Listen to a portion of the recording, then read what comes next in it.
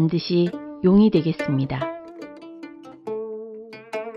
몸에 병이 생기면 나성의 참샘을 찾았다는 고려만렵 기록이 있습니다.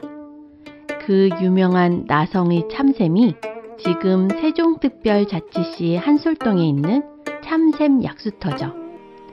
행복도시가 들어서면서 그냥 만들어진 약수터가 아니에요.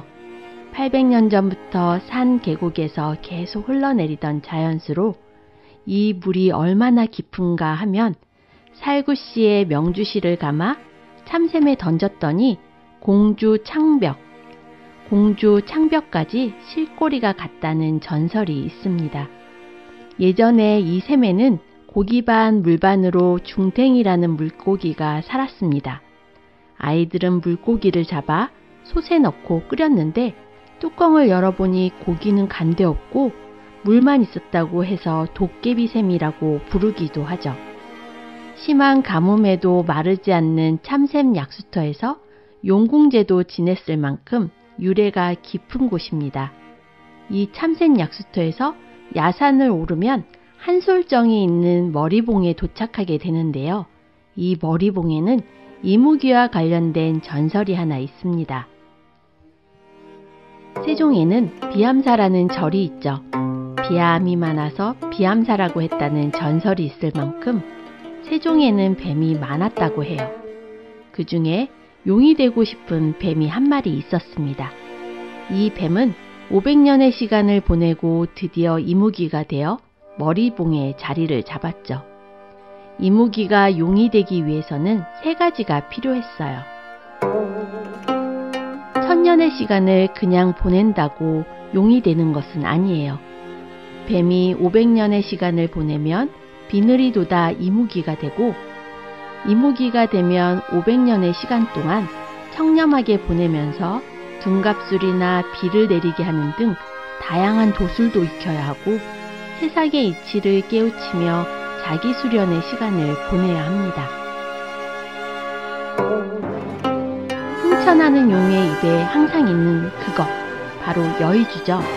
이무기는 수련하는 기간 동안 제일 먼저 세상 어딘가에 있는 여의주를 찾아야 해요. 그 다음 차곡차곡 여의주의 힘을 채워나가야 하죠. 여의주의 도움을 받아 승천할 수 있거든요. 더 큰 힘에 대한 욕심으로 2개의 여의주를 가지고 있는 이무기는 오히려 힘이 분산되어 승천하지 못하고 실패하게 됩니다. 마지막으로 사람들의 말 한마디. 용이 승천한다 라고 하면 용이 되지만 저렇게 큰 뱀은 처음 보네 라고 하면 다시 이무기가 된다고 해요. 이 이야기만 듣고 나면 사람들이 말 한마디 때문에 500년의 수련이 물거품 되는 것처럼 보여서 이무기가 열받아서 나쁜 짓을 하는 거 아니야? 이런 생각이 들 수도 있는데요. 2가지의 설화를 한번 들어보세요. 어떤 마을에 이무기가 있었어요.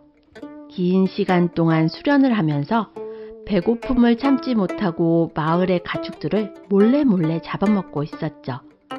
마을 사람들은 이 사실을 알고 있었지만 무서워서 말하지 못했어요.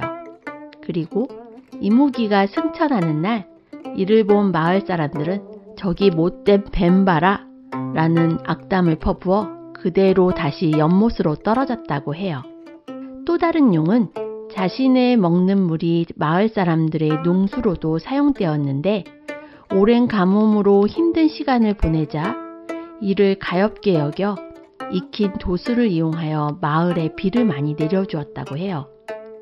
마을은 다시 생기를 되찾았고 이무기가 승천하는 날 커다란 물기둥이 솟구치자 이를 본 마을 사람들이 단비를 내려준 이무기에게 저기 용님이 승천하네요 라며 축복을 받아 용이 되었다고 합니다. 자, 이제 한솔마을 머리봉에 살던 이무기 이야기를 다시 해볼까요?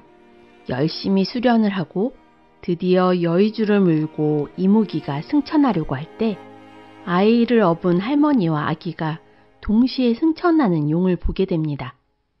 야, 저놈 뱀 봐라. 와, 용이다. 누가 빨랐을까요? 다행히 아기가 먼저 말을 해서 이무기는 무사히 용이 되었다고 해요. 용은 감사한 보답으로 영기면 일대의 땅을 비옥하게 만들어주고 연못까지 만들어주어 오래오래 풍년을 누렸다고 합니다. 지금의 행정중심 복합도시 세종이 바로 과거의 그곳 영기면이죠. 2022년 대선. 내년에는 대통령을 뽑는 해입니다. 용이 되고자 하는 분들, 그 조건을 갖추셨나요?